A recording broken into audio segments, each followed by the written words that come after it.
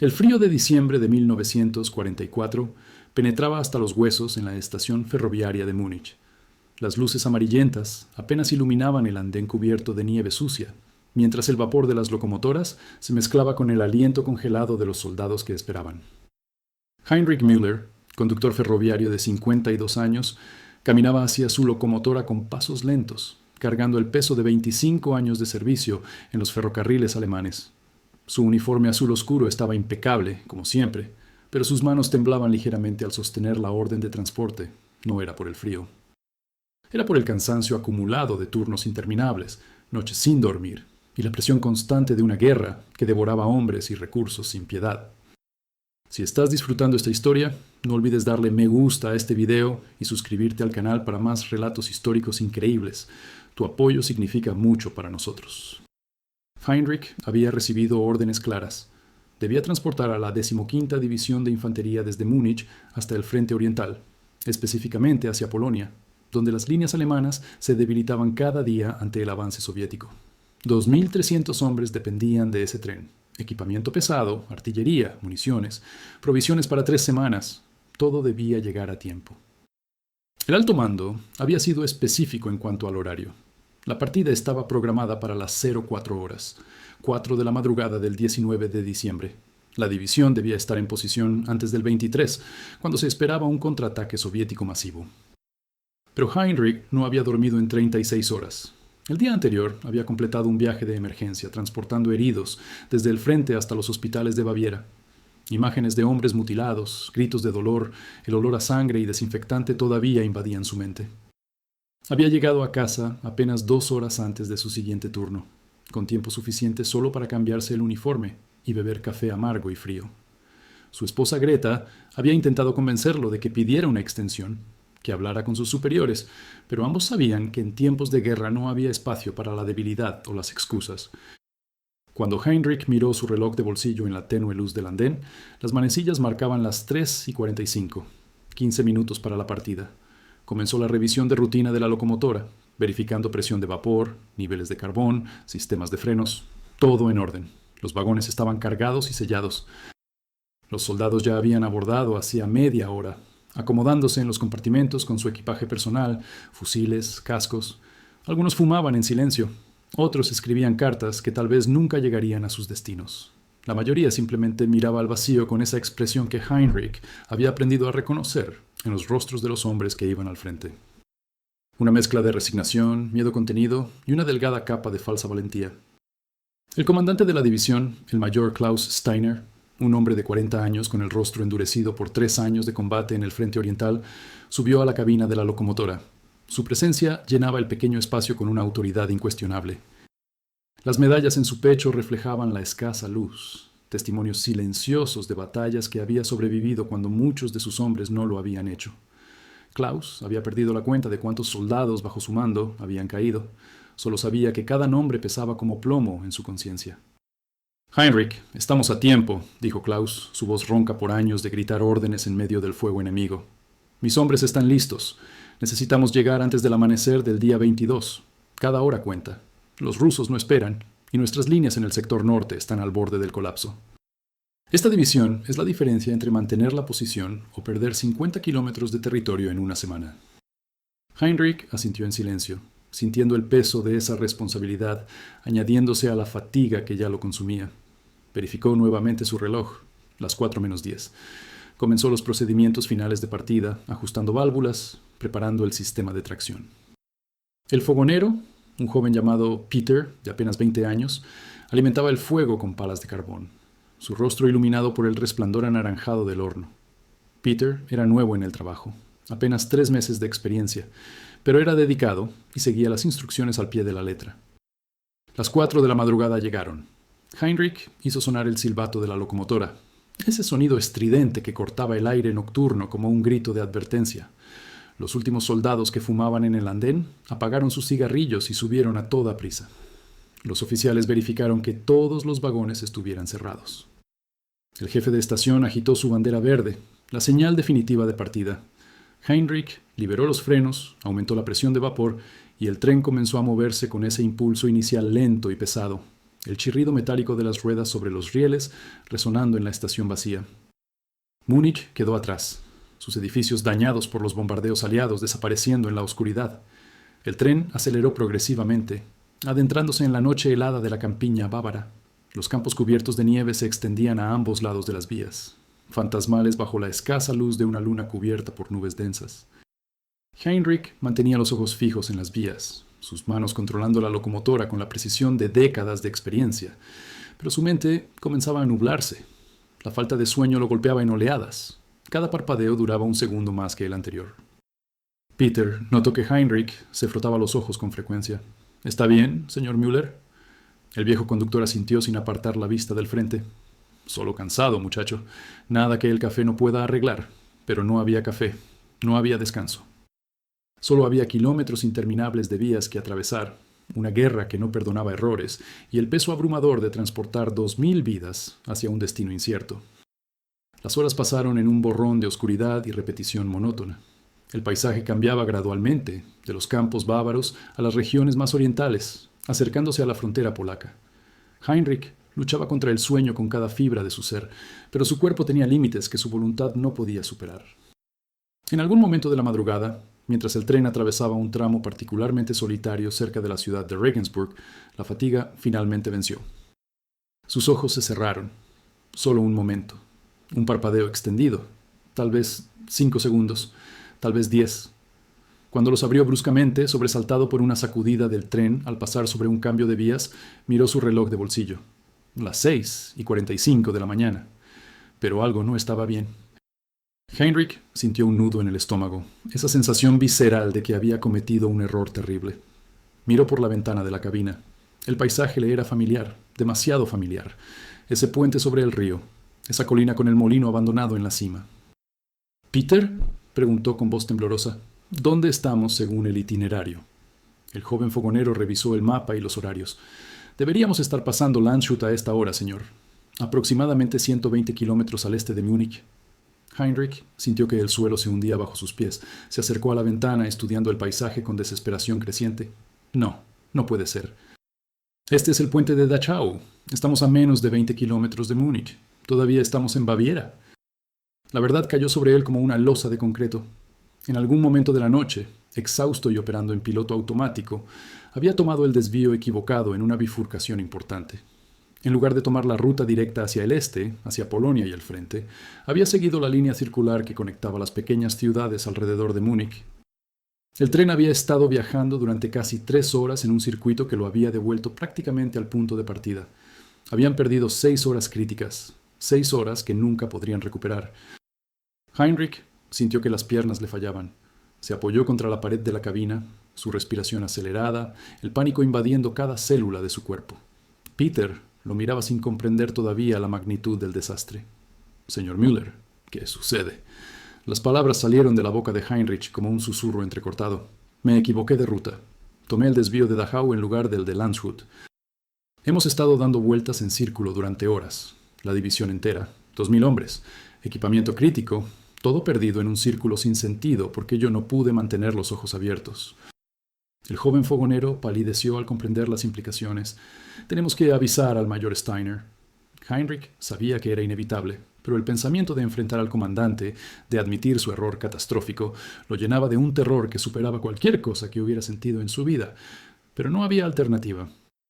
Detuvo el tren en el siguiente tramo seguro, un área de maniobra cerca de una pequeña estación. El chirrido de los frenos cortó el silencio del amanecer. Los soldados en los vagones comenzaron a inquietarse, preguntándose por qué se detenían. El mayor Klaus Steiner llegó a la cabina en menos de 2 minutos, su rostro una máscara de control riguroso que apenas ocultaba la furia hirviente debajo. «Müller, ¿por qué nos hemos detenido? Deberíamos estar a 200 kilómetros de aquí». Heinrich no podía mirarlo a los ojos. Las palabras salían como fragmentos rotos. «Herr Mayor, cometí un error. Tomé la ruta equivocada. Hemos perdido 6 horas. Todavía estamos cerca de Múnich». El silencio que siguió fue ensordecedor. Klaus Steiner permaneció completamente inmóvil, sus mandíbulas apretadas, las venas de su cuello visiblemente pulsantes. Cuando finalmente habló, su voz era peligrosamente baja, cada palabra cargada con una ira contenida que amenazaba con explotar. «Dígame que está bromeando, Müller». Dígame que no acaba de confesarme que debido a su incompetencia, toda una división alemana ha estado dando vueltas en círculo mientras nuestros camaradas mueren en el frente, esperando refuerzos que no llegan. Heinrich no tenía defensa. No había excusa que pudiera justificar su error. Lo siento, Herr Mayor. Estaba exhausto. No dormí, pero sé que no hay justificación. La responsabilidad es completamente mía. Klaus golpeó la pared metálica de la cabina con tal fuerza que dejó una abolladura. 2.300 hombres, artillería que nuestras líneas necesitan desesperadamente. Municiones que significan la diferencia entre sobrevivir o ser aniquilados. Y usted nos tiene dando vueltas en círculo porque estaba cansado. El mayor sacó su radio portátil y contactó al alto mando. La conversación fue breve y brutal. Heinrich podía escuchar la voz furiosa del general al otro lado, aunque no distinguía las palabras exactas. Klaus respondía con monosílabos tensos, su rostro cada vez más sombrío. Cuando terminó la comunicación, guardó la radio y miró a Heinrich con una expresión que mezclaba rabia, desprecio y algo más complejo. Una pizca de compasión involuntaria que luchaba contra su deber militar. Müller, el general, quiere fusilarlo por sabotaje. Técnicamente, podría acusarlo de traición en tiempos de guerra. Heinrich sintió que el mundo se detenía.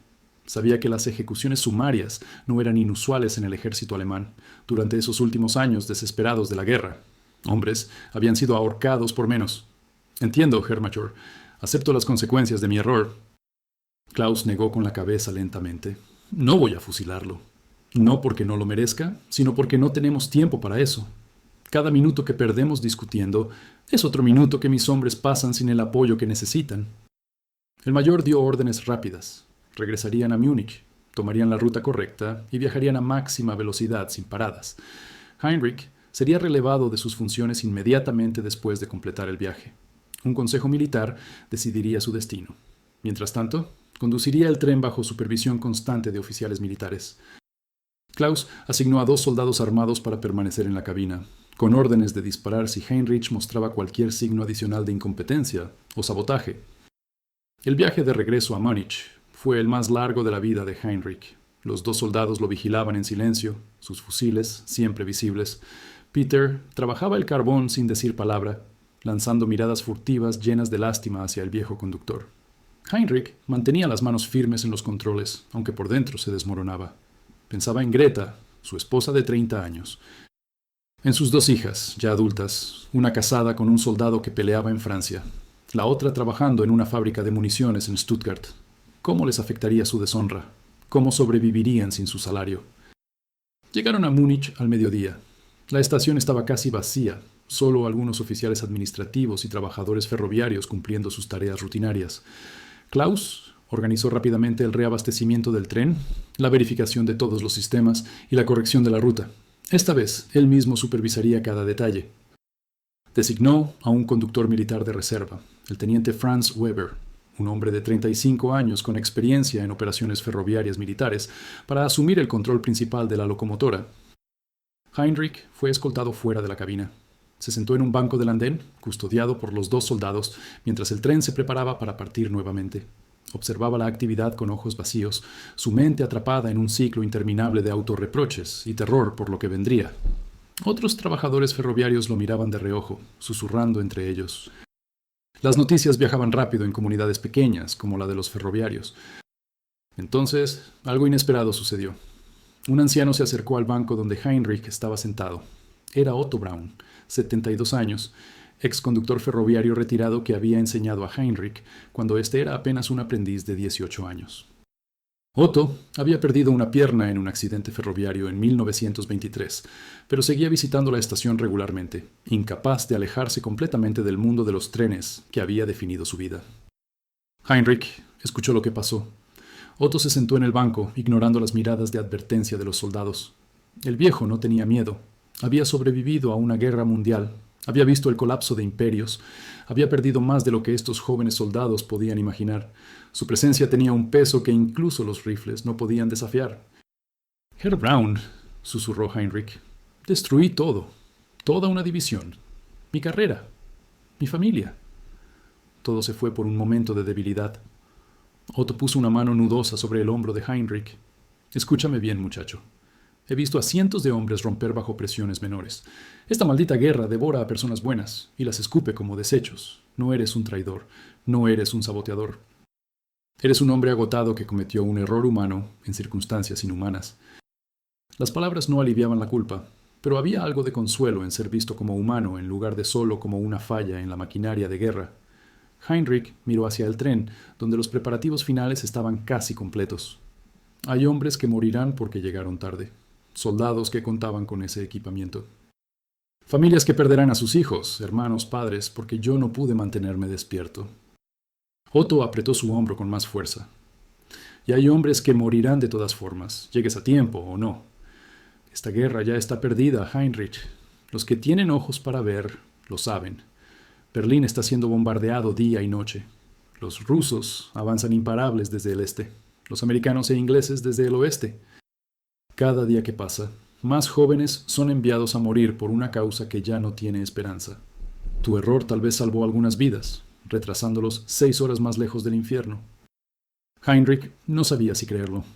Era una forma generosa de ver un desastre, tal vez demasiado generosa, pero la presencia de Otto, su voz calmada y firme, era un ancla en medio del caos emocional que lo consumía. Los dos hombres permanecieron sentados en silencio durante varios minutos, observando la actividad en el andén. Trabajadores cargando últimas provisiones, oficiales revisando documentos, el teniente Weber realizando verificaciones finales en la locomotora. El mayor Klaus Steiner apareció nuevamente, esta vez acompañado por un oficial de la Gestapo, reconocible por su uniforme negro y la insignia de las SS. El estómago de Heinrich se contrajo. La Gestapo. Eso significaba que el asunto había escalado más allá del ámbito militar. El oficial de la Gestapo, un hombre de unos 40 años con ojos fríos y calculadores, se acercó al banco. Heinrich Müller, conductor ferroviario, matrícula 3572, se levantó automáticamente, su entrenamiento de décadas imponiéndose sobre el miedo. Soy el Sturmbannführer Dietrich Kohler, de la Seguridad del Estado. Su caso ha sido revisado por mis superiores. El error que cometió ha resultado en un retraso crítico de fuerzas militares durante operaciones de combate activo. Esto constituye sabotaje bajo el Código Militar de Guerra.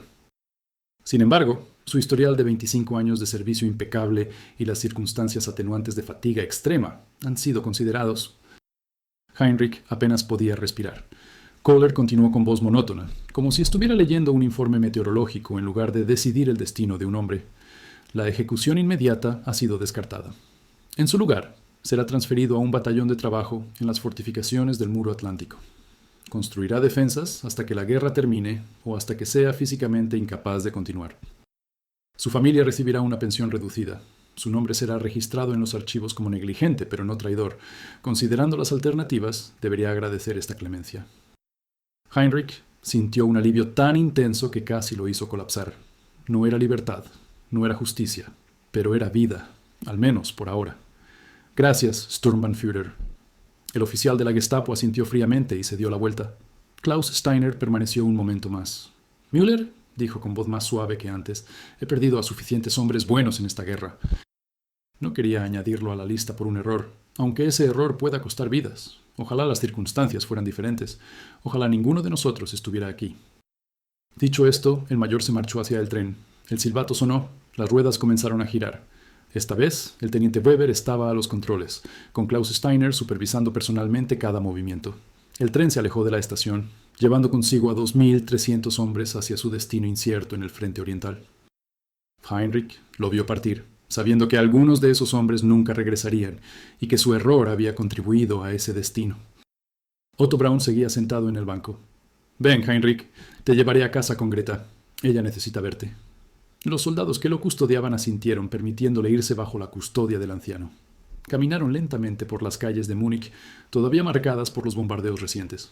Edificios con fachadas derrumbadas, cráteres en las carreteras, ventanas tapadas con tablas de madera. La guerra había dejado sus cicatrices visibles en cada esquina. Llegaron al pequeño apartamento donde Heinrich vivía con Greta. Ella abrió la puerta antes de que pudieran tocar, como si hubiera estado esperando junto a la entrada. Su rostro mostraba preocupación, miedo, pero también alivio al verlo vivo. «Heinrich». Los rumores ya habían llegado. En una comunidad tan unida como la de los trabajadores ferroviarios, las noticias viajaban más rápido que los trenes.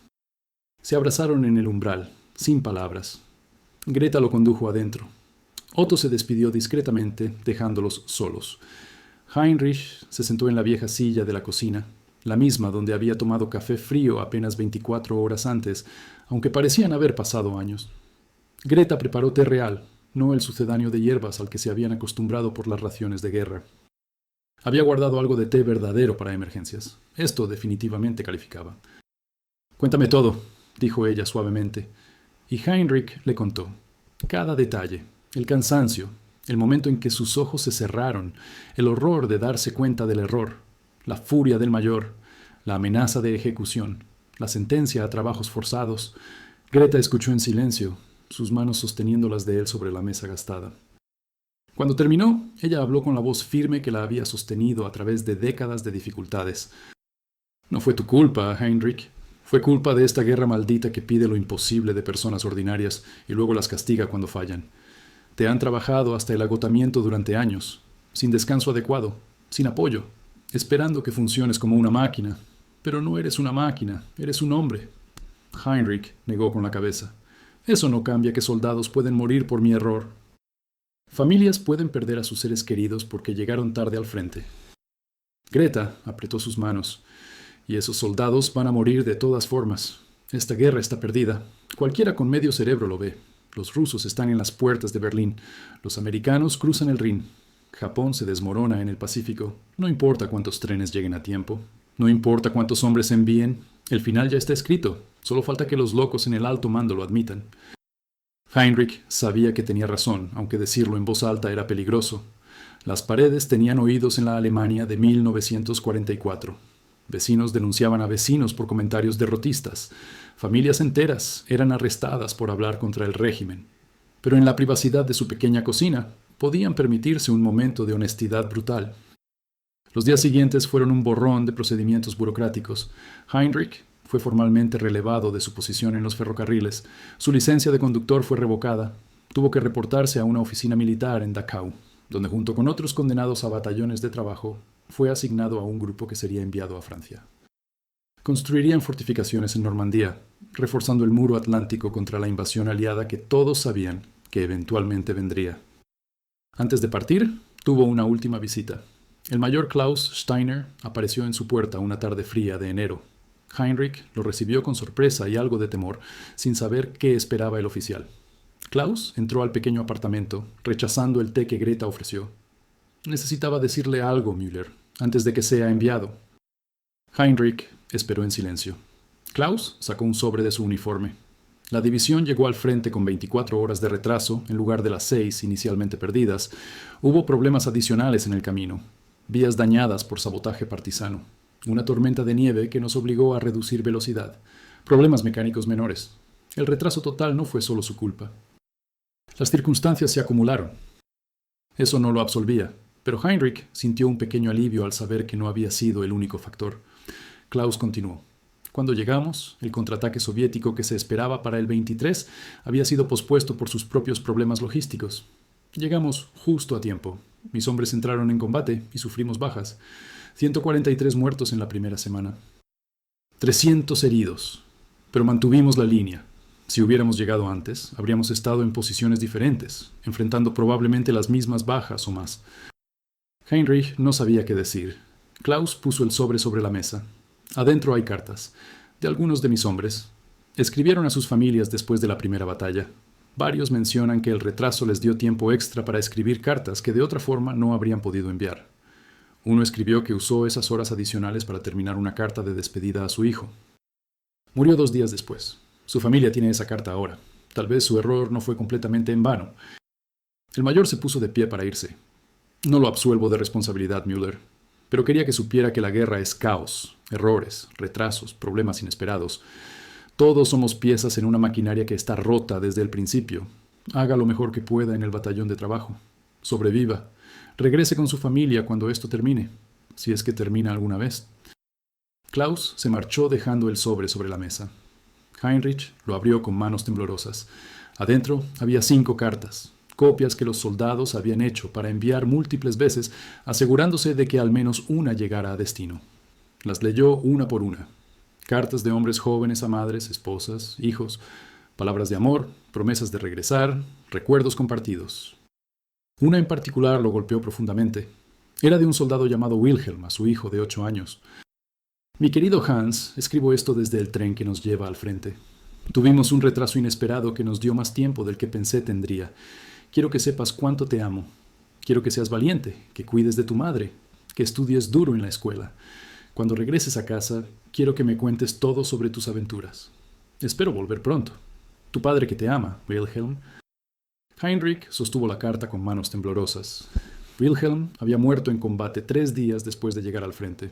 Su hijo tendría esta carta como último recuerdo de su padre, y solo la tenía porque el retraso le había dado a Wilhelm tiempo para escribirla. Era un consuelo amargo, pero era algo, un hilo delgado de significado en medio del desastre. En febrero de 1945, Heinrich fue enviado a Francia. El viaje fue largo y peligroso, con constantes interrupciones por bombardeos aliados. Llegó a Normandía 2 semanas después de partir de Múnich. El muro atlántico era una serie de fortificaciones impresionantes, pero desesperadas, búnkers de concreto, trincheras, campos minados, todos diseñados para detener la inevitable invasión aliada. Heinrich trabajó junto con cientos de otros hombres, muchos de ellos también castigados por diversos errores o crímenes menores. Construían búnkers, cavaban trincheras, instalaban obstáculos en las playas. El trabajo era brutal, físicamente agotador, en condiciones terribles bajo la supervisión de guardias que no tenían paciencia para quejas o debilidad. Pero Heinrich sobrevivió. Día tras día, semana tras semana, poniendo un ladrillo tras otro, cavando una pala de tierra tras otra. En junio, la invasión llegó. El día de Heinrich estaba en un búnker a varios kilómetros de Omaha Beach, cuando escuchó el rugido de miles de aviones aliados sobre sus cabezas. El bombardeo fue apocalíptico. La tierra temblaba. El cielo se llenó de humo. Durante 3 días estuvo atrapado en el búnker mientras las fuerzas aliadas arrasaban las defensas costeras. Cuando finalmente el fuego cesó y pudieron salir, el mundo exterior había cambiado completamente. Las tropas aliadas controlaban las playas. Las fuerzas alemanas se retiraban en desorden. El batallón de trabajo de Heinrich se rindió sin resistencia. No tenían armas adecuadas, no tenían órdenes claras y todos sabían que la guerra estaba perdida. Heinrich pasó los siguientes meses en un campo de prisioneros aliado, primero en Francia, luego en Inglaterra. Las condiciones eran difíciles pero no brutales. Los guardias británicos eran estrictos pero justos. Había comida, aunque racionada. Había atención médica básica. En mayo de 1945, la guerra terminó. Alemania se rindió. Heinrich escuchó las noticias en el campo de prisioneros, rodeado de miles de hombres derrotados. Algunos lloraban, otros parecían aliviados. Heinrich sintió una mezcla compleja de emociones: tristeza por todo lo perdido, alivio de que la matanza hubiera terminado, miedo por lo que vendría después. La repatriación fue lenta. Los aliados tenían millones de prisioneros que procesar. Heinrich no regresó a Múnich hasta enero de 1946, más de un año después de su error en el tren. La ciudad que encontró era irreconocible. Los bombardeos la habían devastado. Edificios enteros habían desaparecido. Las calles estaban llenas de escombros. La gente caminaba como fantasmas, buscando comida, buscando a familiares perdidos, buscando algún sentido en las ruinas. Pero Greta estaba viva. Había sobrevivido en el apartamento, que milagrosamente había escapado de la destrucción directa. Cuando Heinrich tocó a la puerta, ella abrió y se quedó paralizada por un momento, como si no pudiera creer que era real. Luego se lanzó a sus brazos y ambos lloraron durante largo tiempo, abrazados en el umbral de su hogar destrozado pero todavía en pie. Las semanas siguientes fueron de ajuste difícil. Alemania estaba ocupada por las fuerzas aliadas, la economía estaba en ruinas, el mercado negro dominaba, las raciones de comida eran escasas. Heinrich intentó encontrar trabajo, pero los ferrocarriles estaban bajo control militar aliado, y su historial lo hacía difícil de emplear. Trabajó en trabajos temporales, limpiando escombros, ayudando en la reconstrucción, haciendo cualquier cosa para ganar algo de dinero o comida. Un día de marzo, recibió una carta inesperada. Era de la viuda de Wilhelm, el soldado que había escrito a su hijo durante el retraso del tren. De alguna manera, había averiguado sobre Heinrich y el incidente. La carta era simple pero profunda. Herr Müller, sé lo que pasó con el tren en diciembre de 1944. Sé que se culpa por el retraso. Quiero que sepa que la última carta de mi esposo, la que mi hijo tesora más que cualquier otra cosa en este mundo, solo existe porque ese retraso le dio tiempo para escribirla. No sé si eso hace que su error valga la pena. Probablemente no. Pero quiero que sepa que algo bueno salió de ese día terrible. Mi hijo tiene las últimas palabras de amor de su padre. Y eso es algo que nunca le podré agradecer lo suficiente. Con respeto, Ana. Heinrich leyó la carta docenas de veces. No borraba su culpa. No eliminaba las consecuencias de su error, pero añadía un matiz que no había considerado. En medio del desastre, había habido un momento de gracia. Una carta que no debería haber existido, pero que ahora era el tesoro más preciado de un niño huérfano. Era un recordatorio de que incluso los errores más terribles podían tener capas complejas de consecuencia. Los años de posguerra fueron lentos y difíciles. Alemania se reconstruyó gradualmente. Los ferrocarriles fueron restaurados. Heinrich eventualmente encontró trabajo como asistente en un taller de reparación de locomotoras. No volvió a conducir trenes. Su licencia nunca fue restaurada, pero al menos estaba de vuelta en el mundo que conocía. Greta trabajaba cosiendo ropa para familias que podían pagarla. Juntos sobrevivieron. En 1950, Otto Braun murió pacíficamente mientras dormía. Heinrich asistió al funeral, junto con docenas de otros ferroviarios que el anciano había entrenado o ayudado a lo largo de décadas. Durante el servicio, varios hombres compartieron historias sobre Otto. Todos hablaban de su sabiduría, su amabilidad, su comprensión de que las personas eran más importantes que las reglas o los procedimientos. Heinrich se levantó para hablar. Su voz temblaba al principio, pero se fortaleció mientras continuaba. Otto me salvó cuando estaba en mi punto más bajo, no con palabras vacías de consuelo, sino con honestidad brutal y compasión real. Me recordó que somos humanos, no máquinas, que los errores son parte de ser humano, y que incluso en los momentos más oscuros hay espacio para la redención. Le debo más de lo que puedo expresar. Los años continuaron pasando. Heinrich envejeció. Su cabello se volvió completamente blanco. Sus manos, que una vez habían controlado poderosas locomotoras, se volvieron artríticas y temblorosas, pero nunca olvidó aquella noche de diciembre de 1944, el error que había definido el resto de su vida. En sus últimos años, en ocasiones contaba la historia a jóvenes ferroviarios, no para justificar su error, sino para advertirles sobre los peligros de trabajar más allá de los límites humanos. Les decía, los trenes pueden ser reemplazados, los horarios pueden ser reprogramados, pero las vidas humanas, tanto las que transportas como la tuya propia, no pueden ser recuperadas una vez perdidas.